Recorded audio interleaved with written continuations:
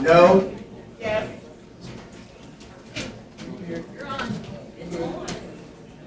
I can probably talk louder than this, so I'll try. Good evening, everybody. Is that better? Back, no? Good evening, everybody. Good evening. Okay. I'll try it 3 times. So, welcome to the County Executive's Legislative Listening Session. This is our 4th year doing this event.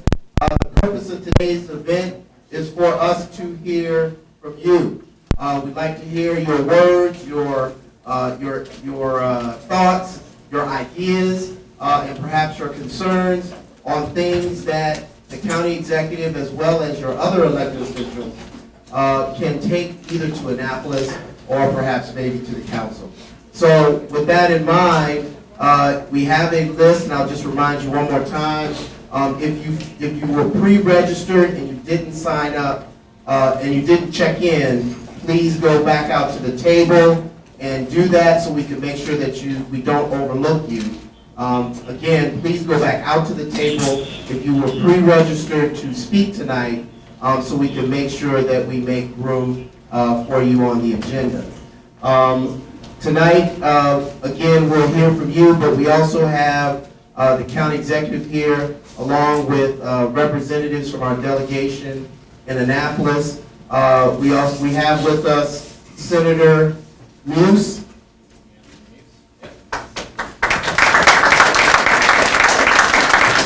Who is the chair of the delegation on the Senate side, vice chair, excuse me, on the Senate side. And we also have Delegate Walker, Delegate Jay Walker, who is the chair on the delegation side, on the delegate side, on the House side. Thank you. So without further ado, I'm going to hand it off to the county executive to bring some remarks, and I'm sure he's going to allow the senator and delegate to say a few words as well. Is this working? Yes. Oh, there it is. Thank you. Can you hear me in the back? Yes. Great. I'm going to be very short. As Barry said, this is our 4th year? Yes. Yeah. You know, I'm old, so I can't keep up with the years. 4th year doing the legislative hearings. And it's one of the things that I said I was going to do when I became county executive, because it's something that both Senator Muse and Delegate Walker have done, and that is to listen to you before we actually propose legislation in Annapolis to get your thoughts and concerns. Additionally, what we've done is I think we have a number of our departments here. So hopefully, if you've had questions on the operation of the government, it's already been answered. If it isn't, there are people in this audience, believe it or not, here tonight that can actually answer your questions. So you may come up and make a comment, and I'll be directing these folks to get to you. So why don't I do this before I turn it over to Senator Muse? All the department heads and directors and my DCOs and the CAO, the Chief of Staff, if you could all stand up. Don't be shy. We got the school board, school system here. We got to give them a round of applause. Mayor Goldenstoner. Connie's hiding over there. I want them to stand up because I will be directing you to one of these individuals to solve the very questions you have. Betty Francis, thank you for coming in. So we look forward. This is your night. This is your time to talk to us, but we certainly want to make sure that while we have the opportunity, that we answer those questions. I do want to thank Mr. Gums, who's been working with our T&I in this area, and many of you have been, so that we focus on getting the resources here. With that, before we turn it over, I want to turn it over to my good friend, C. Anthony Muse, the senator from this district. Thank you. Let me say good evening. Good evening. And again, I want to thank you for coming and for joining us in this Prince George's County listening tour, the southern part of the county. And he is no stranger here, but I always like to honor and give thanks that our county executive comes down to this part of the county to hear your concerns. And so I want to welcome him tonight, welcome all of our staff. I hope to hear your ideas and your concerns tonight, and hopefully to take some of your ideas, those ideas that the county aren't able to deal with. We have different levels of government, as you know. We can take them to Annapolis and look forward to making them passing them as bills into legislation. We work together in a partnership. And the one thing you learn about this is that no one person can get anything done without the whole team approach. And so the county level, the state level, municipalities, we all work together to get things done. For our part of the House and the Senate, as far as Prince George's County is concerned, well, first let me say, when you look at the budget, everything's about a budget, right?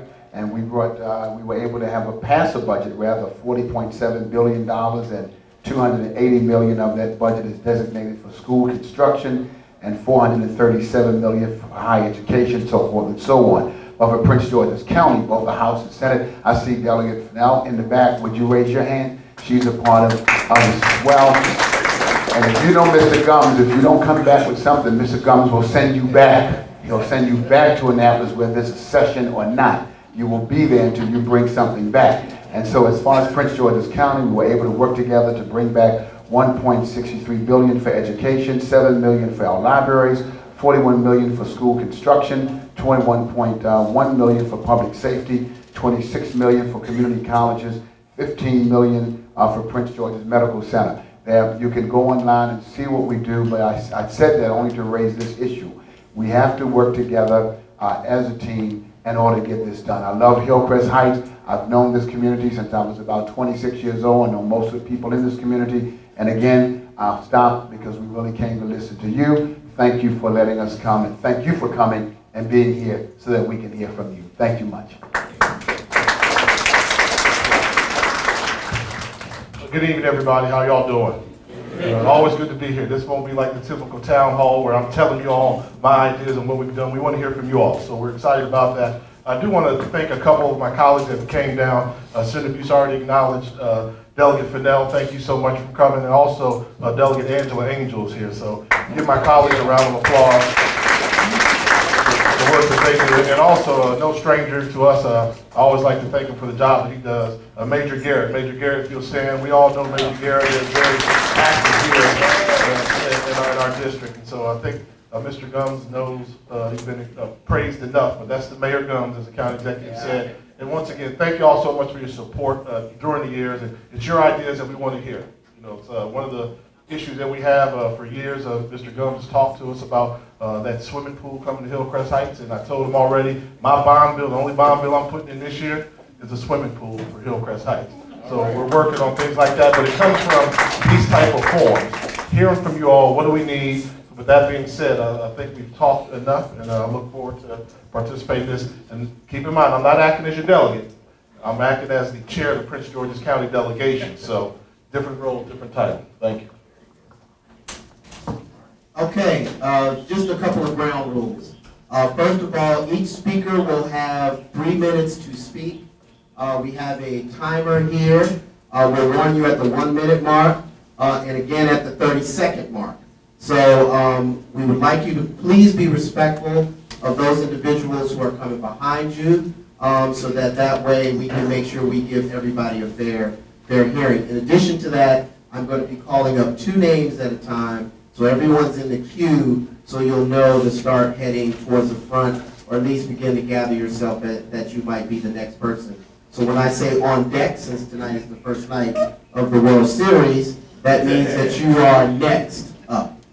All right, so starting off the batting order tonight, we have Denise Rush first, and following her will be Kelly Parker.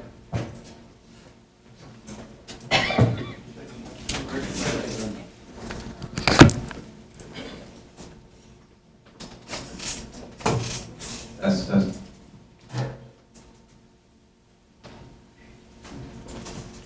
Good evening. My name is Denise Rush, and I am the first vice chair of the Accessibility Advisory Committee and the vice chair of the Metro Access Subcommittee.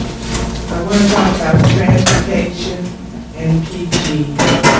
You have to improve some of the bus stops, but you need to get all the bus stops improved that they're accessible for people to use with disabilities.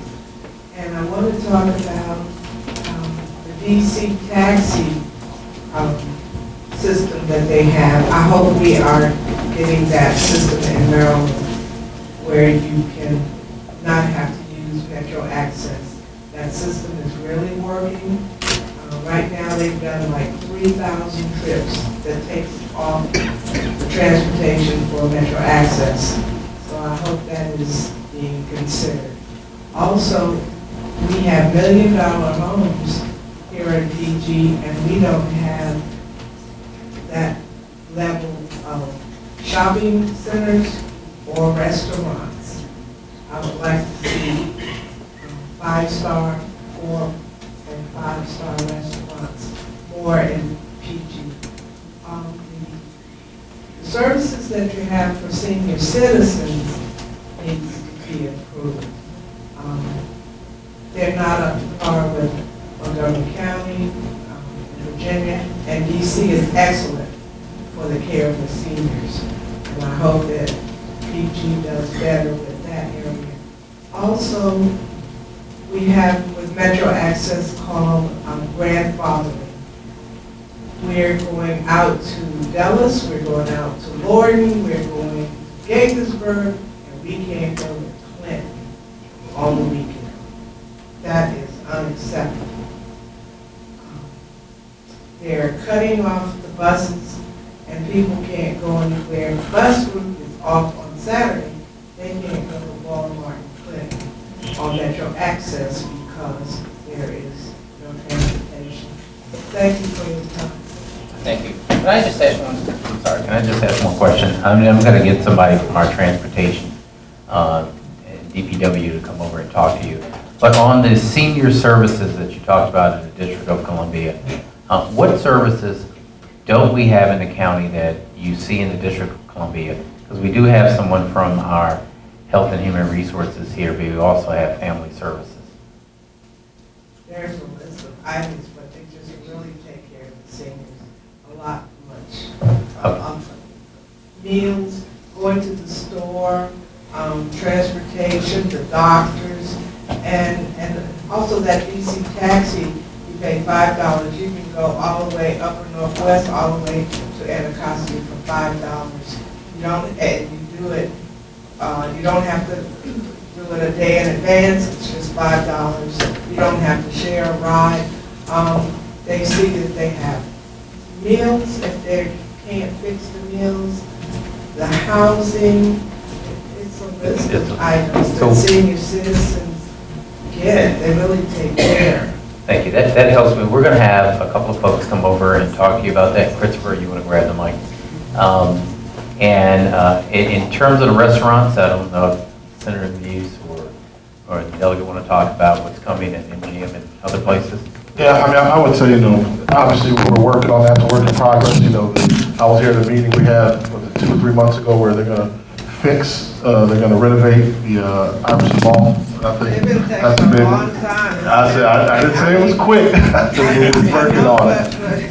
Yeah, and we hear you. We hear you for that one. That's something that's on our radar. A lot of times when you look at it, I think, the harbor's great, but we need stuff for local residents. We've always said that. So I was encouraged by the plans I saw for what they're going to do with the development there at Iverson Mall. So let's just hope they stick true to their word.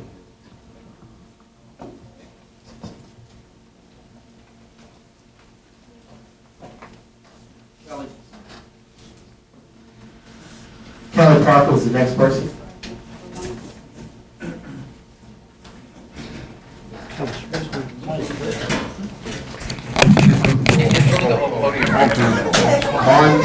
On deck behind Kelly is Vicki Evans. Thank you. You might be better off putting it right here, Chris.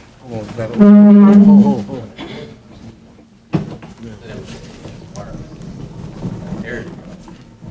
Technology, folks.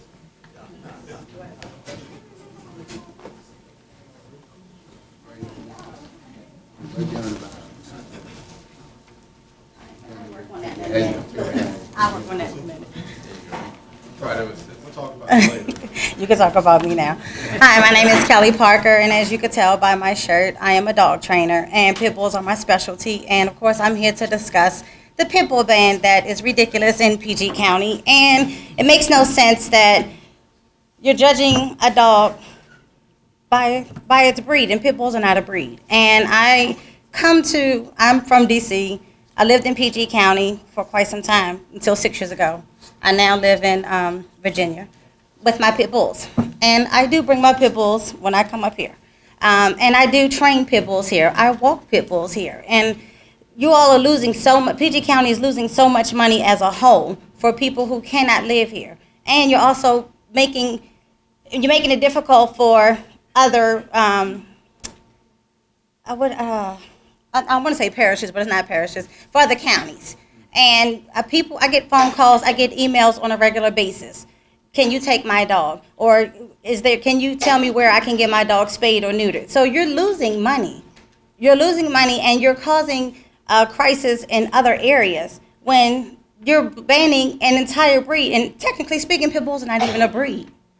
They're just a dog. When they're born just like we are, a blank canvas. And of course, most people will say, well, you got to nurture it. It's the way it's trained. Well, no, being a trainer and being a owner of a pit bull that is inbred, genetics takes over everything else. So the dog my dog is pretty much well behaved. I can take my dog anywhere. But because he's an inbred, he has some issues. So there's nothing that you can do about that. But to ban an entire breed, and today it's pit bulls. Well, for the last 20 plus years, it's pit bulls. Now, next thing you know, you're going to have Dobermans, you're going to have Chihuahuas. Trust me, I've been a professional dog trainer over 4 years. I can tell you I've been bitten by more small dogs. As a matter of fact, I just got bit by one, one that I'm training. And so you have so many resources that you all are not tapping into, and I am one of those resources, and I have been on a panel, and I've been talking about this for such a long time, and as opposed to just saying, oh, okay, well, only a couple of people only think about it. No, it's a lot of people. Trust me, I can give you my emails or my phone, and you can answer those calls. So I'm just here just to let you all put that, think about that, because this ban needs to be done away with. Thank you very much. Sure. Oh, Yeah, sure. I'm curious, because I get emails, saying that you shouldn't have a pit bull ban, but I hear from a number of my constituents saying we're doing the right thing by that. But your constituents are not the ones on the front line. I'm the one on the front line. Well, it's the home, so in my situation, and to introduce myself, what do we do if you've got a homeowner that's sending us emails about these dogs that are living next door that are pit bulls, or they see pit bulls and they have 9-year-old kids walking pit bulls down the street, and they're saying, hey, aren't they outlawed in the county? And we haven't really enforced that, and they're saying, hey, why don't you enforce the pit bull ban? I think the pit bull ban, I'm just curious, and the reason why my question is, I don't know, and I wish I could take a survey of people in this room, I don't know how many folks that live here in Prince George County, my jurisdiction specifically, are in favor of removing the ban. So what do I tell them? It's I'm about to say, why don't you hold a forum about it? Because I've been on the front We line. should remove the pit bull ban. Who thinks we should remove the ban on pit bulls? And Who it's thinks we should- about education. Who thinks we should keep the ban on pit bulls? I want to be fair. Okay, no, you can be fair, but it's also about education, because again, like I said, my time is already up, but yeah. We want to make sure, okay. Thank Thank you. So we'll note that looking at legislation to lift the ban on pit bulls. Okay, Courtney? All right, just again for housekeeping, I'm going to call 2 names, and if you are the second name, that means that you need to be either standing here up at the mic or moving closer so that you can quickly move up. I think our next speaker is Vicki Evans. Vicki Evans. Going once, going twice. Next name is Adrian Lefkowitz. And in queue is Rob Malone. Adrian? I guess that's appropriate. Hi, my name is Adrian Lefkowitz, and I'm a resident. Hi. Hi, Senator. Hi. I'd like to answer your question. Ask me that question that you just asked. Yeah. Go ahead, you make your statement. Okay. The question is not that particular law, because that law doesn't really protect anybody. The question is, are we enforcing the real laws that help? The dangerous dog laws that don't matter, that it doesn't matter what breed the dog is. So If we could put our resources to laws that do affect public safety, which are the dangerous dog laws, the running at large laws, the nuisance laws, there's not a transgression a dog can commit in this county that's not covered by something other than that breed ban. Some of the problems with the breed ban is we're spending upwards of $500,000 a year to enforce it. And that's taking money away from the animal control officers actually being in the county and doing something about problem dogs. I have just looked at all the Commission for Animal Control cases, and it's not just pit bulls, it's all sorts of dogs. So if we could address the problem without having a law that hurts people whose dogs are doing nothing wrong, I think we really have a winner there. There are many people who don't want to move here, who are well employed. I noticed an article that we have a net of 4,000 new people in Prince George's County, and that's excellent. And I have calls from people who can't move here, and they have federal jobs, and they have good jobs, and they want to move here because this is a great place to live, and they can't live here because they can't come here with their dog. And I understand that public safety is very important, but we have lots of laws to cover those issues. We could do away with the law tomorrow, and we would be fine. Thanks. Thank you very much for your testimony.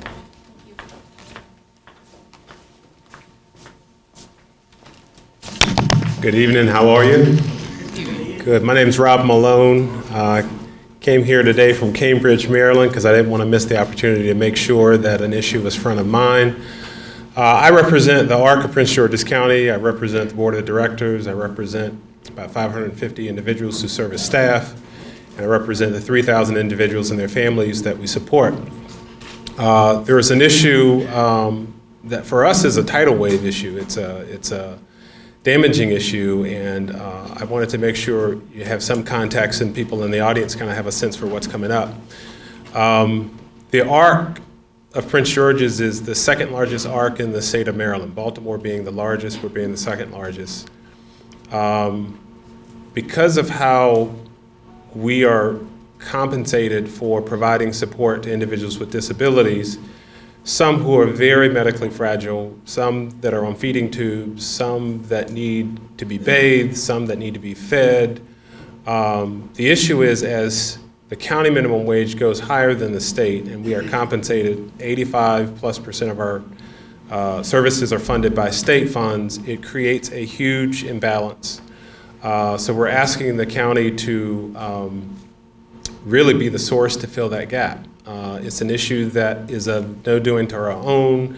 We support the minimum wage increase. We do not support a waiver from minimum wage. The issue is, this would be a great poll, would you rather work at McDonald's and make minimum wage, or would you rather clean an individual or bathe an individual or take training for 60 hours, et cetera? So these are not minimum wage jobs, and we need the county to be sensitive to the services that we're providing, the individuals that dedicate their lives and their time to provide that support, and to make sure that they're paid above minimum wage. The way that it's worked, as far as I can recall, is that the state has always had a buffer above minimum wage because these are not minimum wage jobs. They tended to be 30% above minimum wage. And again, as the county's minimum wage exceeds the state, we need the county to sort of step up to that. So I'm wondering if there's any thought on a process to verify or think through how we're going to provide the additional funding for these service providers, including the ARC and others that provide those services in the county. Thank you. Yeah, we talked about this. I mean, the only way we would be able to go above it is to actually have resources coming in. Right now, the county can't afford to do that. So I don't know if there's something at the state level, resources we can get in, but other than that, you know, it's not going to be, unless the revenues that come in are going to be greater. So I think that's, am I right, Thomas? Betty? Yeah, I know in Montgomery County, they made up the gap, and they raised the minimum wage by using county funds. Unfortunately for us in Prince George's County, since we can't raise revenues other than for education, we cannot do it. It is against the law. We have to go with the budget we have, and there's no, right now we're cutting everything. So that's not going to be possible unless, and I'm going to answer the question, but I'm not going to take a read question on it. But we will look at it at the state level and see if there's anything that can be done at that level. Okay, thank you. Next up is Mr. Earl Gums, and following him will be Nick Alucci. All rise. Good evening. I'm not making any complaints. I have a prepared statement, though. I am Earl Gums. I live on Gaither Street. I'm president of Hillcrest Marlow Heights Civic Association. I've been president for the past 16 years. There are many requirements for better services, including schools, improvements in streets, and better servicing and more effective public safety and better property standards controls. These improvements will require more resources to be placed in those areas, which will highlight the need for revenue to support this effort. It is known fact that residents are not favorably inclined to support a property tax increase. I guess I'm right there. In an effort to enhance the revenue stream, I am proposing that a revision be made to the Maryland resident income tax structure. As a certified financial manager and a preparer of taxes, federal and state income taxes forms for individuals, it is apparent that additional tax revenue can be accrued from taxpayers in many of the tax forms prepared by individuals. It has been noted that in many instances, individuals are required to pay additional income taxes to the federal government, whereas a refund is received from the state of Maryland. This can be adjusted by amending the Maryland tax code to eliminate the subtractions from federal tax income allowed by the Maryland tax code.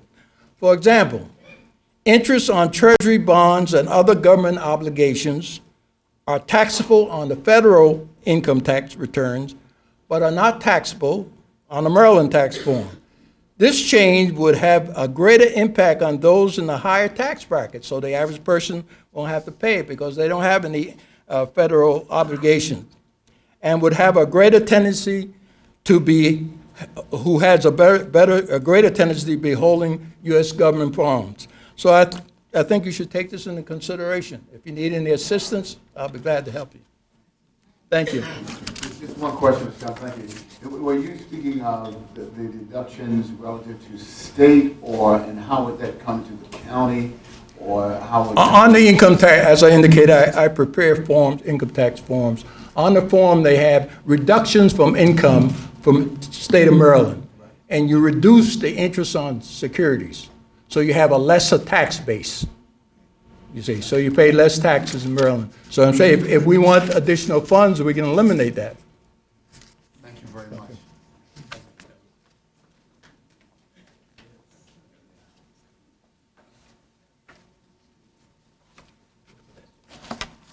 Good evening. And thank you for this opportunity to address the leadership and the concerned citizens of our great county. My name is Nick Lukey, and I'm here as president of the board of the ARC of Prince George's County. I'm here with Rob, who's doing a great job, made a very earnest presentation. As he noted, we're an organization that provides services and advocacy for persons with intellectual and developmental disabilities and their families. I'd also like to focus on our county's minimum wage requirements and what I think must certainly be an unintended consequence, how it impacts the individuals and families, for example, that we serve at the ARC. For many years, the State Developmental Disabilities Administration has worked to support a rate of pay for direct support professionals. These are the people who work directly with the clients of our organization. And that's above the state's minimum wage because of the skilled and demanding nature of the work that these people do. As Rob noted, it requires at least 60 hours of training to do this kind of work. It's more than minimum wage type work. In 2014, the state legislature passed a bill that increased the state's minimum wage, and also at the same time, they provided a higher rate of reimbursement for direct service providers. And the effort there was to ensure that these critical positions would not become minimum wage jobs. And then at the same time that the state was increasing the minimum wage, Prince George's and Montgomery County also passed legislation that increased their minimum wages significantly higher than the state's. Now, what this means is that without additional funding from some source, and the county perhaps would seem to be a logical place to come to because that's sort of the pain point in all of this. Although it's a good thing. We don't oppose the minimum wage. That's a good thing. But for organizations such as ours, it makes it difficult for us to do what we have to do. And so this could result in thousands of our direct support positions either becoming minimum wage jobs or not being filled at all. And the consequences of that for the persons that we provide the services to could be disastrous.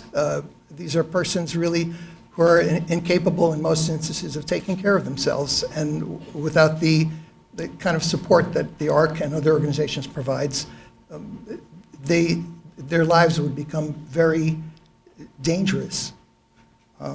So we're asking that the county assume some responsibility as a partner with us and with other service providers to ensure that we can provide the quality services that this county has provided and that it and its citizens deserve. Thank you. Thank you. Next up is Michelle Jackson, and on deck is Cynthia M. Good evening.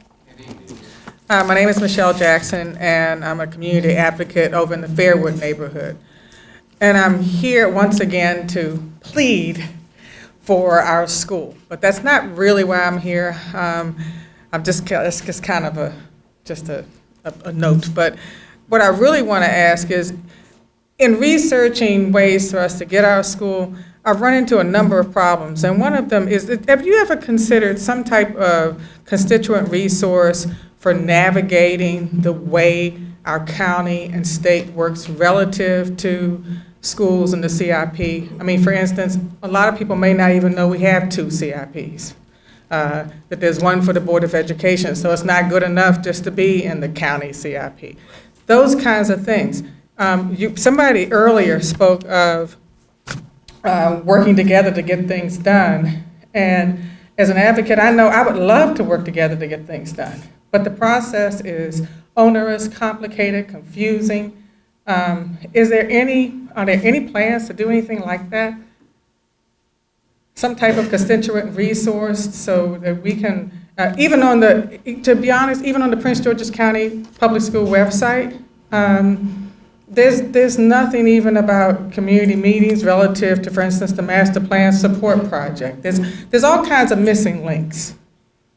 That's actually a great question. I'm not sure if Honey's still here, but we can make sure she talks to you, because that's a good suggestion that we can actually incorporate as we're dealing with the school system. And I know that we do have folks from the school system here. So that's actually something we can talk about now. I can't see back here, Levon, but I'm sure. Sheila? Oh, there she is. Sheila. So we've got 2 people. You're lucky. You've got 2 folks you're going to be. And I'll be glad to talk to both of them. There you go. That's right. So they will come see you. Okay, all right. One other quick thing, it's just a side note, and that is, I know that you've probably seen the news where the bus driver for Prince George's County Public Schools was texting while she was driving that bus load of children. I tell you, as a parent, I'm concerned because she will be driving the bus with another load of children bright and early, probably tomorrow, because she's not been terminated, nor has any kind of disciplinary action been taken. And, that it concerns me as a parent, and it also just concerns me because I love our county, and once again, it tarnishes, our reputation. Just doesn't seem like the right thing. Thank you.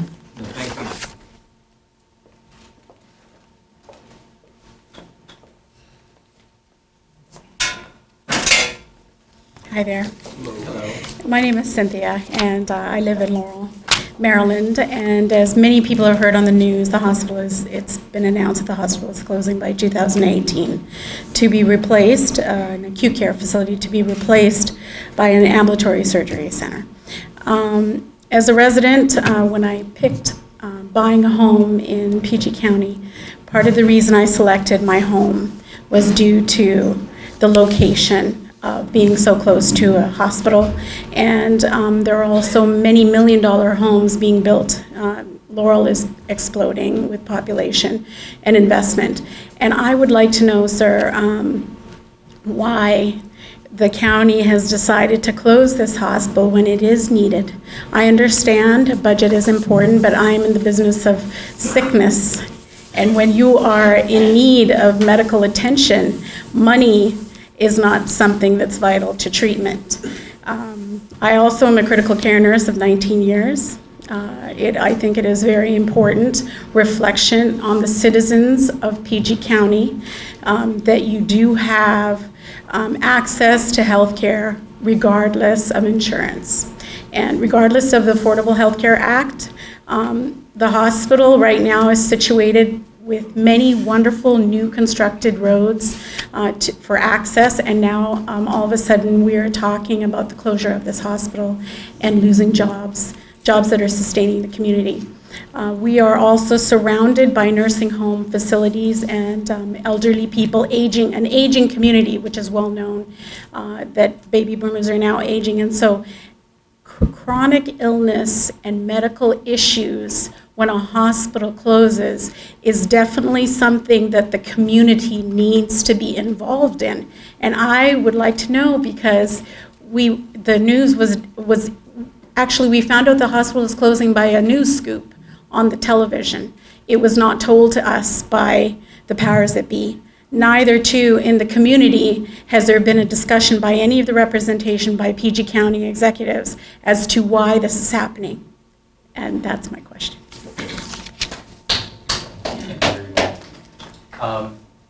I know there's going to be a meeting around, on the hospital, like a couple of things.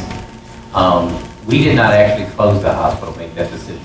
It's the Board of Dimensions that actually made the decision to close Laurel's Hospital and to reorganize it. And the reason they made that decision is because of the fact that we put about $20 million into the hospital. We're losing $18 million. And the reason we're losing the money is the folks in that northern part are not going to the hospital for those cares. So the best thing for us to do is Dimensions as a whole, and I've got medical experts back there, our health department, who can help with this. But is the best thing for us to look at how we use the limited resources we have as a county. I agree with you, money should not be an object. Unfortunately, as county executive, I am limited in how much money I have and how much money we as a county can give. We are building a new regional medical center, but we're also making sure that we're connecting healthcare throughout the county. In the southern part of the county, we have Fort Washington that needs help. That's a hospital down here. In the middle part of the county, the other, just south of Laurel, we have Doctors Hospital that needs resources also. We have Prince George's Hospital. So as you see throughout the county, our job is to make, and their job, with the resources we've given them, is to make the best decision. But we can make sure we get some information to you offline if Betty or someone can do that. Thank you. Next up is Frank Cockrell, and on deck is Patricia Monroe.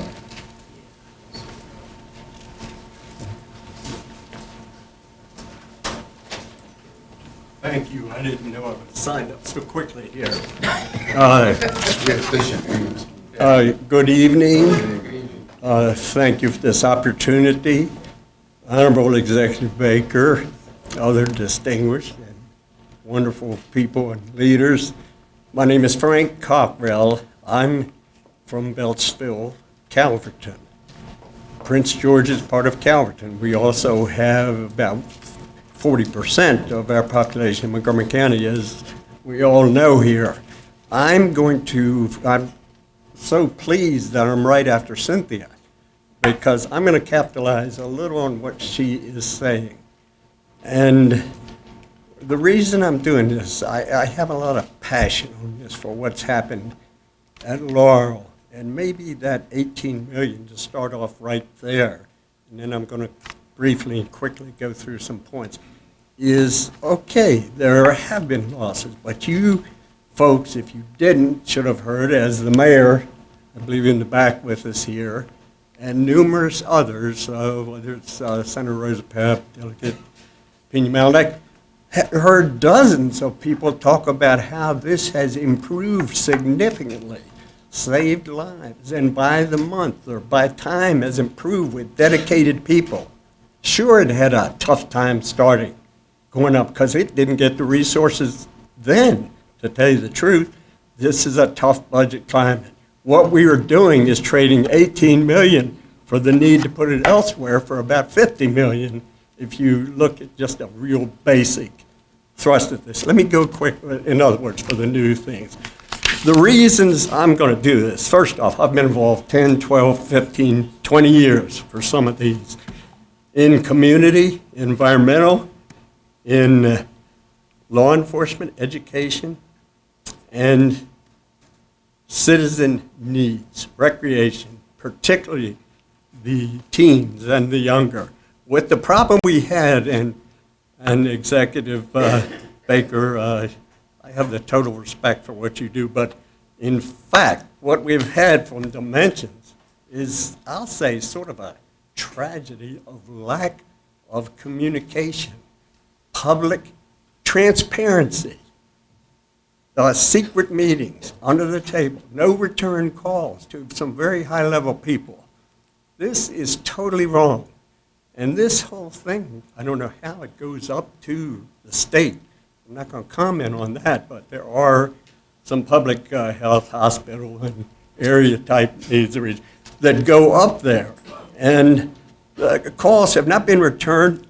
I will tell you, if you aren't aware, there are hundreds upon hundreds of people who are major opposition to this. It is the 80 or on up to 700 people that will lose jobs. It is against the transforming neighborhoods. I know we're not in Langley Park, and I'm well aware of all these things, but what you need is acute care where the people are, and where the number we came up with in 5 years may approach 120,000. When you talk Conterra, the rest of what's happening all around there, and the 4 counties, Montgomery, Howard, and Arundel. So let me just finish pretty quickly here. Yes. Frank, I think you're about to lose you've lost your tie, but we will have to Yes. come over there. I think Betty or Okay. from my healthcare is right there.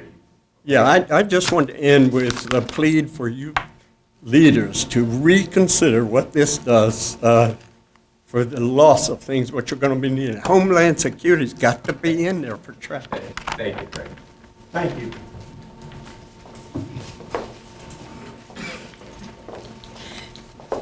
Good evening, gentlemen. My name is Patricia Monroe, and I live in the South Lawn neighborhood. And if you're not familiar with it, it's where the Oxon Hill High School is.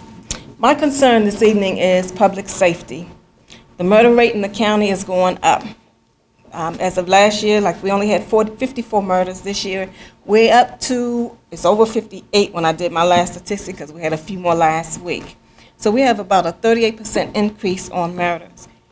My major concern is, in the month of August, from August to about September, my neighborhood was terrorized by home invasions.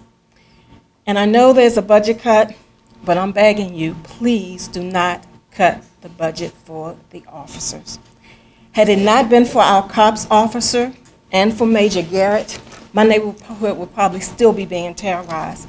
But because of the relationship that we had with the cops officer, we were able to get information to them about the people that were coming into our neighborhood.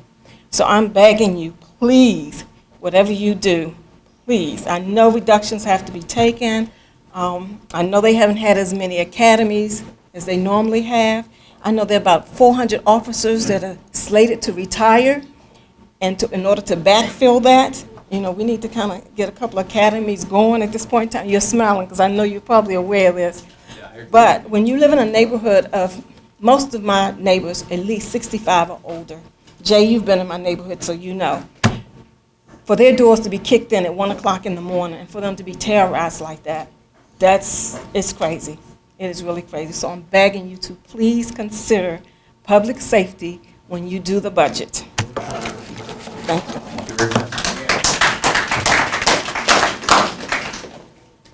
Jacqueline Avalar, and on deck is Mallory Johnson. I'm stepping up for my wife, Jacqueline Avalar. So John Hennigan. Two questions. One is about District 7, and I know there's a lot of budget issues you're saying, so I'm sure that's getting hit a little bit, but just curious about the long-term status. And the second question is, I know MGM promised 50% of the jobs to go to PG County residents, Prince George's County residents. Very good. And I'm just curious how we're gonna enforce that to ensure that that happens. On the MGM, I think we actually have someone who monitors that. I think there's a report out now. Do you know, is that public? I don't know if it's public yet, but we do have a report in there. And I'm here, you can talk to me, and Brad promises back, and Yes. we can talk to you about that. Okay. If you'd like to. We can definitely have someone talk to you about the report on MGM and District 7 station. And making sure the people of the county, because that is what we track. Yes, that's what we track. Right. And District 7 station, which I know is a great interest to the panel up here. As soon as we have the personnel, because of budget shortage, that we have the personnel, that station will open. Okay. Thank you.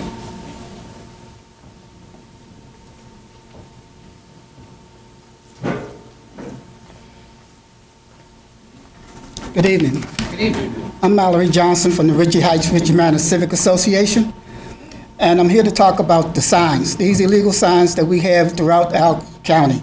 I don't know what we're doing, but whatever we're doing is not enough. Basically, the way we see it, as soon as the sign goes up, the signs come down, they go right back up again. This is a continuous daily habit that somebody has.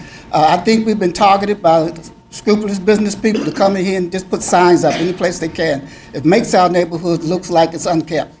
I would like to recommend that we put a task force together made up of DPI, the police department, and the state's attorney's office to figure out exactly what we can do about this problem. Also, we'll recommend that we hire contractors to go throughout our county and take down these signs on a daily basis and do it for at least a year. I also have a problem right now trying to figure out our budget. This departmental non-discrimination budget that we have, where $17 million is kept aside. The question that I have on that is, how can a manager's department, taking 2% away, whether we need to, how can I actually do I need to use that 2% now or later? They say the money is available sometime in the future. When in the future is this money going to be available? How long is it going to take us to have this money approved so we can put it in there and do what we need to do for this county? Thank you. Where do you live again? What community was that? Ritchie Heights, Ritchie Manor, Forestville, Maryland. It's off of, we actually 1 mile west of Ritchie Marketplace. Sure. I was curious because Senator Busey will tell you, we heard about this in Akakie a couple years ago. It's a huge problem. So we've got some legislation that we're working on bringing, which will bring State Highway into place. So it'll be Branch Avenue, Pennsylvania Avenue, where you are, and 210. So we'll keep you posted. I'll try and get your name. You can follow my office, and your testimony will be helpful. Okay, thank you. And in the meantime, Gary Cunningham back there is excited about talking to you about the task force and how he can help get this up. Aren't you, Gary? Don't you look right back there?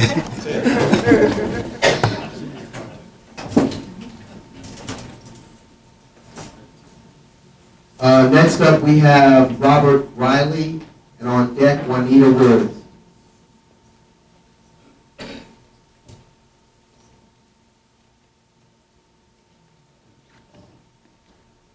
I'm Robert Robert Riley. I'm from Piscataway Hills. First, I want to thank you guys and a lot of people in this room that our neighborhood is almost livable. I've been walking a mile to my house every day through the woods, which is not easy.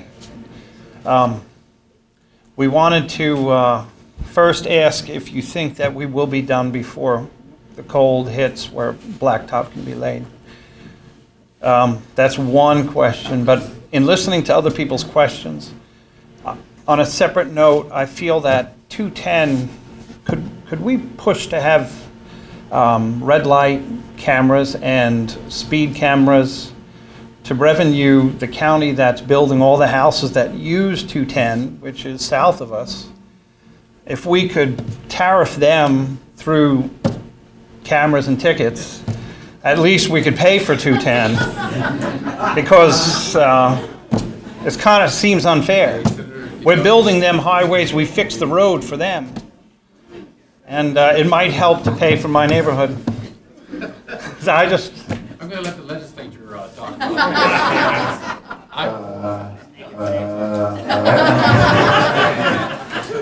There are two sides to that. The one side is, when we put the legislation in for red light cameras, et cetera, we promised the citizens that it would not be a revenue-raising source. Now it has become that, but we promised that that would not be the motivating factor. Because if you do that, then that takes away from the real reason, which is really to save lives. Now, the money is being raised. So the question is, at the state level, can we now direct this money to go not into the general fund, but to any specific area? That we can look into. I really want to make sure that we don't start putting speed lighting cameras all over the place just for the sole purpose of raising revenue. So we'll look at the revenue that is generated, make sure that we have them located in the places where we can really save lives in the really problematic areas, and try and come up with a balance that assures that our word is kept when we say it's really about slowing people down. It's about not going through red lights and speed cameras, and it's no secret. People they drive absolutely crazy. I mean, I can't believe when I'm going down 210 and I'm trying to do I'm doing the speed limit, right? No more than 5 miles over. And somebody comes past me, they got to be doing 90 or 100, and people aren't thinking. They're not thinking about their lives. So we've got to look at other ways of being able to help our police departments to enforce that. And if the revenues can do something good, then absolutely we'll look at making sure that we can streamline that as we can. Thank you very much. Thank you. Nick, I don't know if we have. Linda's here. Linda Turner? I'll bug her off. Okay. You bug her often? So she will be able to talk to you about this Cadillac. And if I can get your number, I'll follow up as well. Thank you. Good evening, everyone. Good evening. Did not have an opportunity to go home to change, so I had to come as I am. You look terrific. My question, when I moved into this county, I was a young adult, very young adult. I am now a senior citizen. My question is around safety. I was driving through some of the neighborhoods in this general area recently, and the lighting, the intensity of the lighting is so poor that it really occurred to me that if I was in some other area, the lighting would be much better. I think that is a huge safety factor, because you don't know,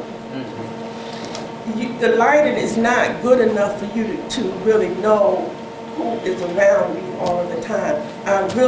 I don't know whether that's a county question or a Pepco question, but it is a matter of safety to me, and I think it needs to be addressed. Are there any particular, I'm sorry, are there any particular areas? I know there are several, but I've got a gentleman in the back that's going to be able to help you. Are there any particular areas you're talking about? Areas right in this general community. Right around here in Hillcrest? I know up around Gaither Street. Sometimes I'm on Fairlawn, sometimes Fairlawn, parts of Fairlawn is poorly lit. There are some areas, it's the intensity of the street lights. I was in Hillcrest, Marlon Heights Shopping Center last week, one evening, And most of the lights around that giant were out. So it's I don't know whether it's on a timer, and I know that the time is so, but at any rate, I did not feel comfortable at all. So it's in this general area. Okay, great. Well, we're going to have someone from, I think that's transportation. Am I correct here? Transportation, well, give me his number. I'll email address. They're right here. They're in the back are waiting. All right. You're up. Thank you very much.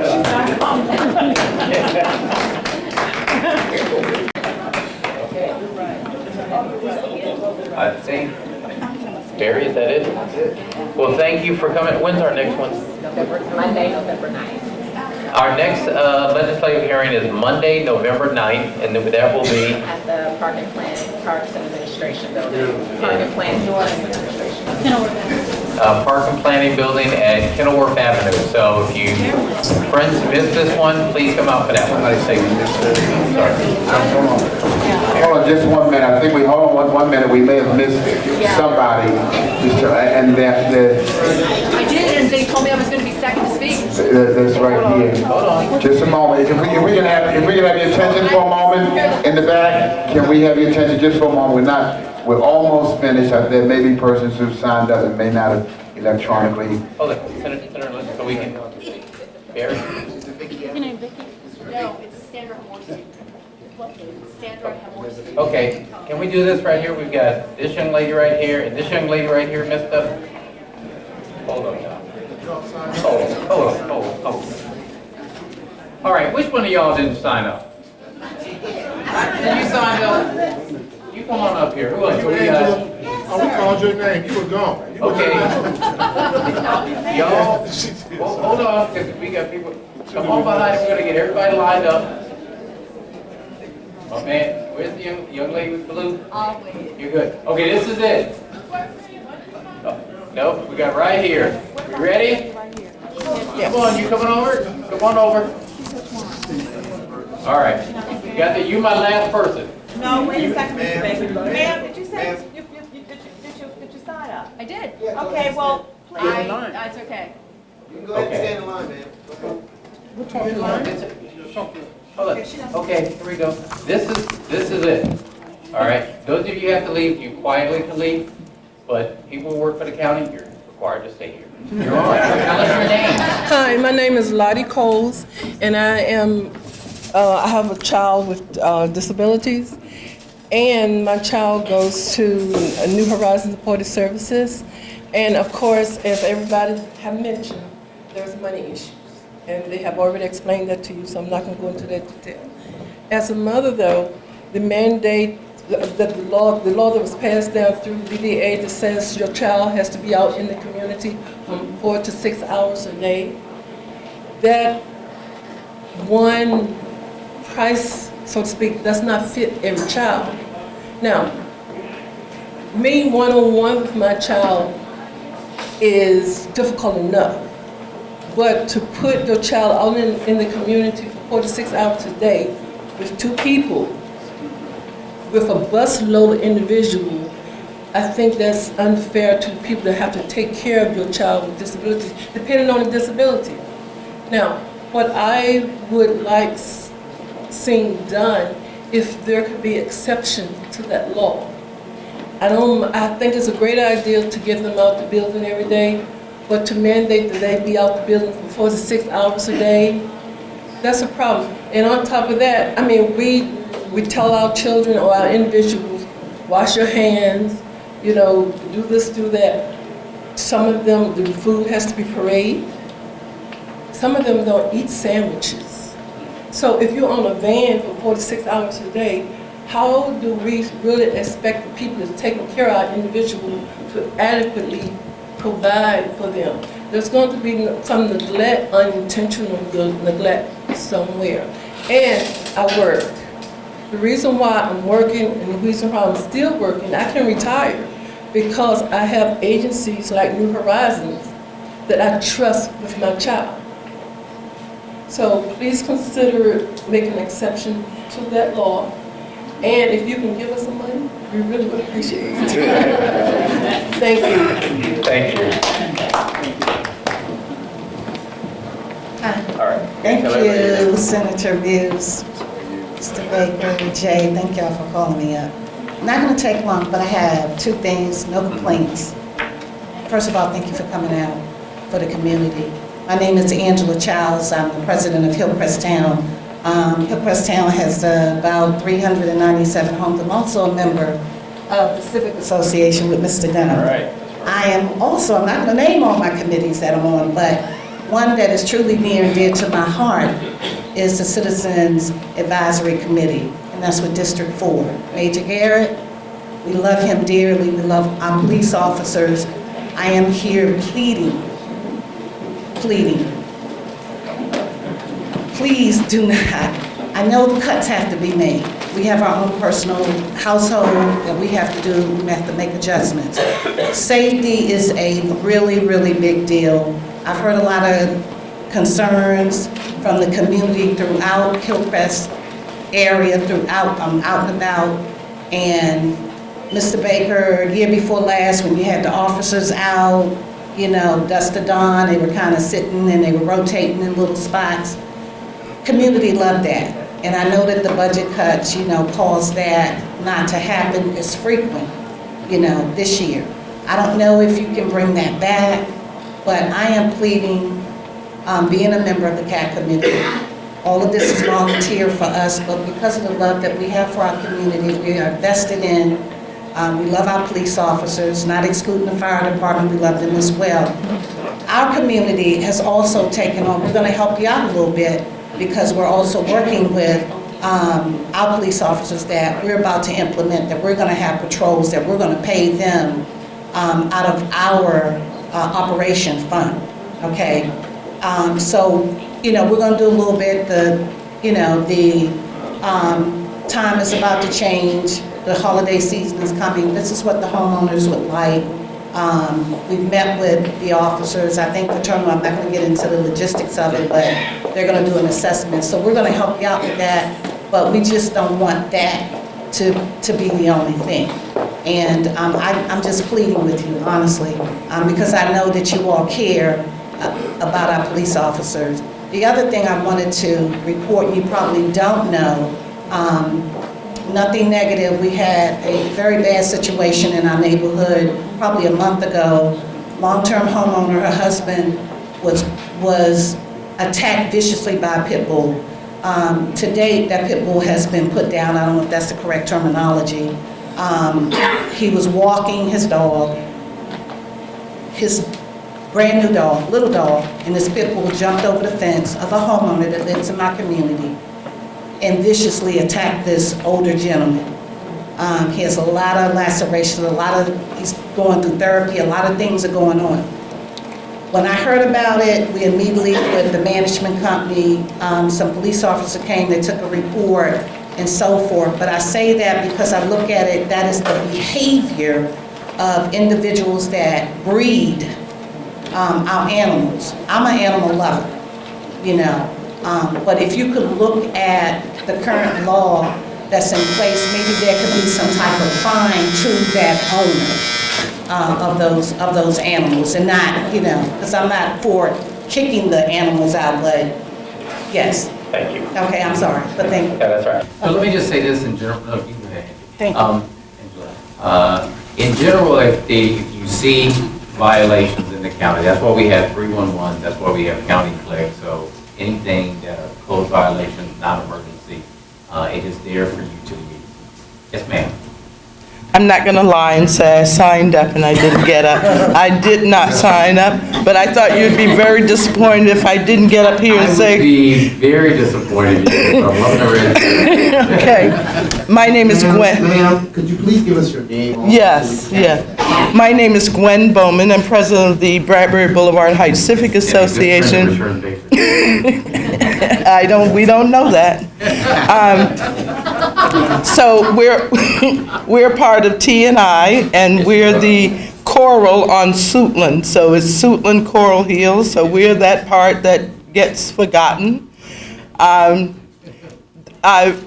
know the people in my community would want to know that I talked about that 11 acres of land that's sitting in the middle of our community, the old Chapelwood Apartments, the one where the buildings were raised. Now the fences are down, and there should have been numerous 311 calls from a lot of people in the neighborhood regarding that. The grass was never cut all summer, so now it's just sort of laid over and died. Luckily, it was a dry summer. I have asked for a representative from T&I to come to our Civic Association meeting on Monday. I was told by Mr. Parks that someone would be there, but he couldn't give me a name because he hadn't gotten a commitment. So I'm looking for a commitment tonight for someone from that team to be at our meeting on Monday night. They're like shouting in the back, saying, me. Go ahead, I want you to. Oh, okay. And that's that part. But the other part is markings on the streets in the community. We talked about how people are driving. There's no definition on a lot of our streets that approach Marlboro Pike and in some of the communities. There's no definition of right hand, left hand, and then when you're approaching an intersection, then because you have the people that are not so concerned about the other drivers, we just need that definition of where the stop sign is. Maybe people will recognize the line before they recognize the sign. So we would like to see that our low-hanging fruits in our area, in the Coral Hills section. Okay, thank you. Oh, wait, hold on, before you go. So, because I would definitely want to make sure that you and I would raise some friends. So Gary Cunningham and Linda Turner's back there, they cannot wait, They want to see you right away. They were just, they were about to run up here. So if you go together, that'd be great. I saw him when I came in. And before I do this, we do have our school board member, Edward Burrows, here. Give him a round of applause. Yeah, Edward.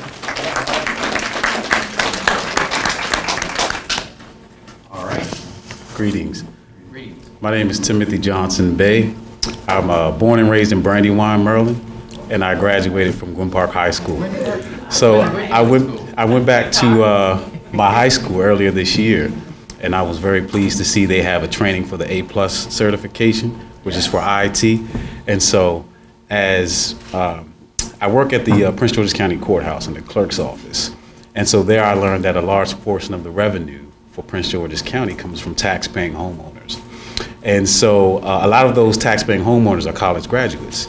And so when I saw the preparation for the IT certification, I realized, well, this is an opportunity for them to go to college and things of that nature. So my thought that I would like to present is if I could get some feedback on the curriculum that is in place or perhaps could be put in place for financial planning for for high school graduates who may not have a scholarship to go to college, but who have the desire and the dedication to go to college, some financial planning so they can know what to expect and how to manage their finances so that when they graduate from college, they can move back home, maybe to Brandywine, and be tax-paying homeowners in Prince George's County. Okay, thank you. I think you've got a lot of people who will, including the school board member, who want to talk to you about that. All right, Tahani, can you be lead batter? Come on up. You're it. Good evening. You're the star of the Last show. but not least, I'm Barbara Garner in the Temple Hills area. I've been in Prince George's County for the last 40 years. And my problem may seem minor to some of you, but it's really not. I have a cat problem. And if you live in Fairlawn, 24th Avenue, or Foster Place, you'll realize what the cat problem is. At night, you can see up to 20 cats lying in the streets, taking over the neighborhood. They've taken over my yard. I can't go out at night. The smell is terrible when it rains. And we have people in the neighborhood, well, I shouldn't say people, a person in the neighborhood who feeds the cats twice a day. And not only the cats, but the raccoons come out too. Now, I called the Prince George's Animal Control and placed a complaint, and they sent someone out. Nothing changed. I had a court date set for August. It was postponed. until October. Had another court date set for October 14th. It has now been postponed to December 3rd. What can I do about these cats? We're glad you asked. You see, there is Adam Ortiz, Director of the Department of Environment, and he will take care of you. He's waiting to talk to you. They're right there. They have some young man with a goatee. Okay. I really am last. You're it. You're I'm last. it. I am. My name's Sandra Homorsky. I have been a almost lifetime resident of Prince George's County. Lived in Glass Manor, lived in South Lawn, lived in Fort Washington when that meant the fort, as opposed to the rest of what Fort Washington is. Went away to graduate school. When I came back and bought my very first house in Prince George's County. An awful lot of people thought that was an odd thing for me to do, considering I work in Virginia, Arlington, Reston, Dulles. But this is home, and this place is important to me, and that's why I'm here. And that's why I'm here tonight. What's been really interesting is how many times the animal situation has come up. Issues about dogs, issues about cats, and I'm unfortunately going to be another pain in your butt. One of the things, I'm pretty active in animal rescue, and one of the things I want to point out, the pit bull thing has come up a couple times, and Delegate Walker, it was interesting when you asked to see a show of hands about, well, how many people think we ought to have a pit bull ban, and a whole lot of hands went up. My concern about that question is that what people don't, is that what it doesn't, the question it doesn't ask is, what does it mean if we don't have a pit bull ban? That doesn't mean wild animals are running everywhere, attacking everybody's kids, that it's okay that a dog jumps a fence and attacks a citizen. Those things, and we already have laws on the books, both in the county and in the state, that would cover things like that. Where I'm concerned actually comes from a financial standpoint, because I'm all about the numbers. Our county is getting a little bit of a bad rap, particularly in the rescue circles, because people are being warned away from Prince George's County when they're coming through. I transport animals. We drive animals up and down the East Coast, mostly from southern states to northern states, every weekend. When we're setting out our schedules, we are deliberately telling people to go the other way on the Beltway, because if you're stopped in Prince George's County with a pit-looking animal, this could be a problem. So consequently, nobody comes this way. That's not what I want to be representing for my county. One of the issues bigger than that is the fact that driving through the neighborhood to come here tonight, I passed 2 different people collectively walking 3 different pit bulls.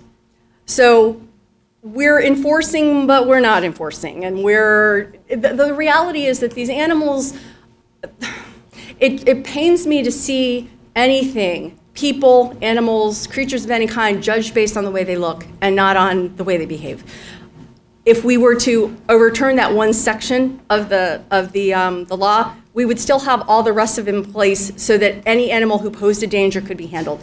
Finally, what really concerns me is the fact that the businesses are being harmed. Vets, groomers, dog walkers. I recently had a vet have a dog in the office in Anne Arundel County for 7 weeks because an airman who was stationed at Andrews Air Force Base came and got an apartment in Prince George's County. Where else would he live? And had to have and the neighbors called and turned him in. So I would hope that you would reconsider that situation. Thank you for your time.